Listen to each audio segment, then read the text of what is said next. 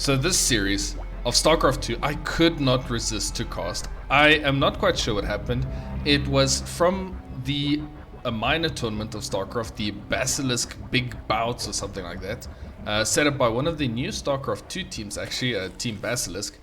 But I think you're kind of going to understand why I say what I said. This could be a shorter series. Anyway, let's look at our players. First of all, we have our Finnish Zerg player. Oh yes, it's Serral. And he's actually playing for Team Basilisk at the moment. His opponent, a Polish Protoss player. It's Mana. Now, I've casted quite a few of Mana's games because he's a little bit fun. But I don't want to give too much away. I saw the times of these games and yeah. So this is a little bit of a mismatch. Serral, obviously, I love casting Serral's games. I think Serral is an insane player to watch. He is the textbook version of Zerg. Wow, Zerg, that's the one. Yeah, Mana is the complete opposite. Mana has burnt the textbook. He's taken the little pieces, scrumpled them up really much, eaten them, and that's him. That's his playstyle. He doesn't care what he does. Now the problem is, and I think this is going to be seen in this series, Serral kind of doesn't care about players like that. If you're going to try funny stuff to Serral, it's going to be really hard. So, you know, Serral could, maybe not, maybe Mana takes this one and really pulls the rug out from under Serral. And maybe Serral just kind of slaps him back into place. But yeah, Mana definitely a fun Protoss player. I enjoy his games because he does some really strange strats. He's kind of like in that pool of guys like Bly, where it's really way out there things. And a lot of fun series generally. But yeah, we'll see what Serral does. Now, in terms of rankings, as you can kind of guess, Serral at the moment is rank 2, according to Aligulac, just behind Maru. And I kind of think that's mostly because there haven't been any big tournaments since Katowice, and obviously, what am I clicking on here? I could swear there was a unit moving around here. Alright, officially my eyes are broken. But yeah, so there hasn't been a big tournament since Katowice. Serral generally tends to only really play in the decent tournaments. He's been doing a lot of stuff recently since joining his new team. So that's cool. But yeah, he's ranked 2. Mana, he's ranked 42. So there's 42 places between these guys in the Aligulac rankings. Now that's quite a bit. Yeah, we'll see what happens in this series. And by the way, our first map is Grezvan, which could be a lot of fun. This is obviously a nice little macro map. Not the biggest map in the pool, but definitely tends to lead towards decent macro games. These adepts actually do finish their blink. One gets surrounded by Zerglings, going to be picked off. And these Zerglings are going to try get to the next one. Oracle's going to come out to help, but no, the adept still falls. That's unfortunate. Queens are going to come around. Serral in a decent position. Oracle's already taken a lot of damage on its health, on its actual health pool. And yeah, Queen's positioned really well. Serral just kind of playing very cleanly.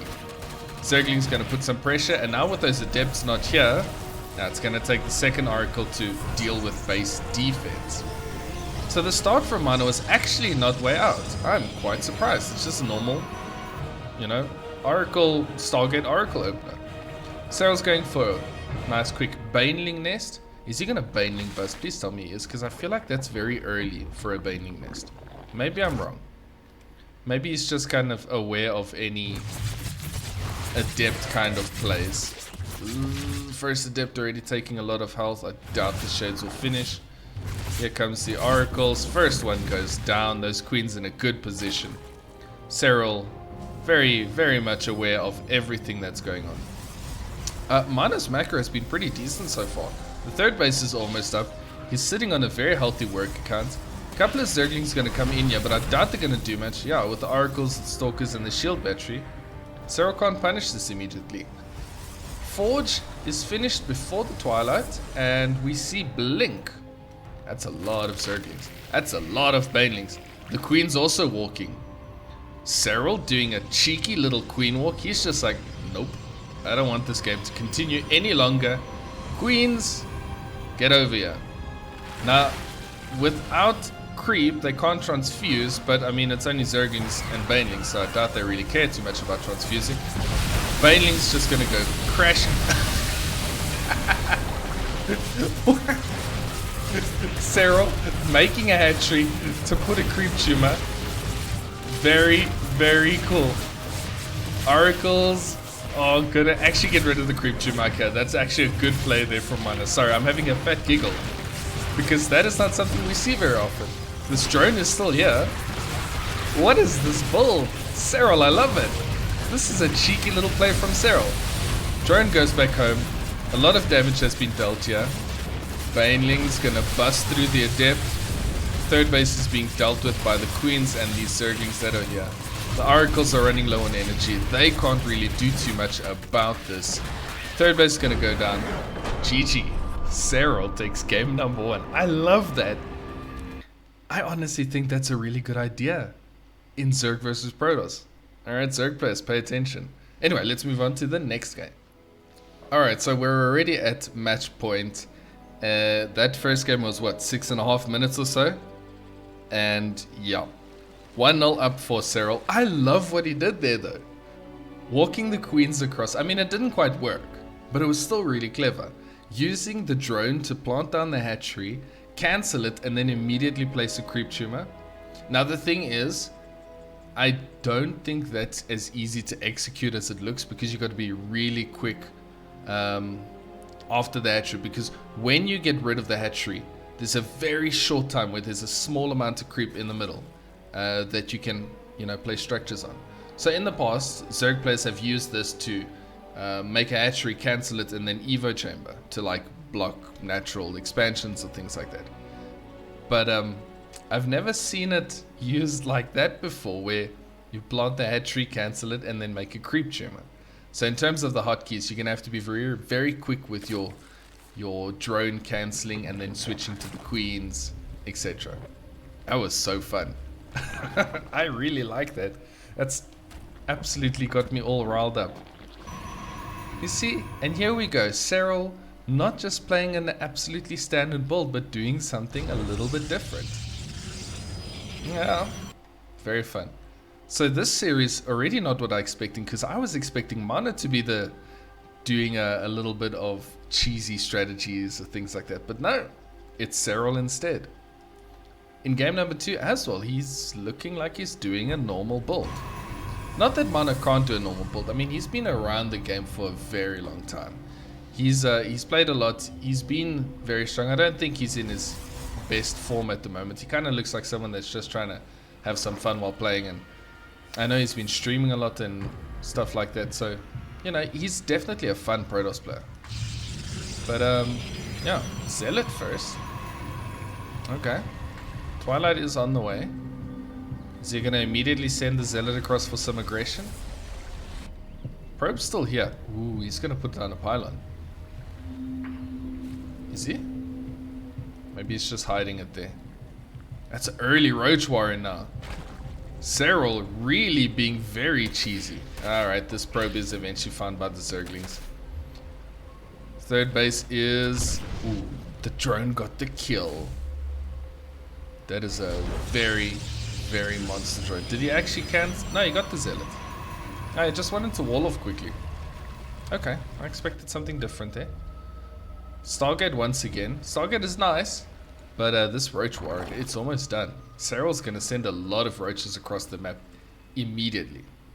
Little bit of a supply block there. He's got 2 Overlords, one's finished, so we're going to see more roaches behind this. Zergling speed as well. Yeah, this is meant to deal critical damage very early on. So we're going to have 5 roaches, and what are we going to have? 10, 14 Zerglings.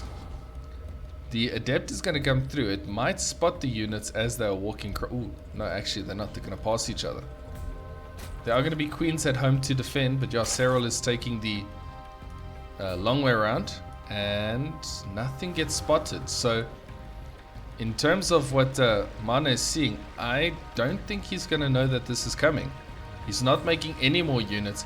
Here comes the Zerglings and the Roaches. Just the Zealot in the wall. More Zerglings on the back of this. And here they go into the base. If that pylon gets cancelled, it's pretty much GG. Yep, all the production is now out. This is Void Wraith. That's not going to finish. And yeah, the Oracle's nice, but it's got limited energy.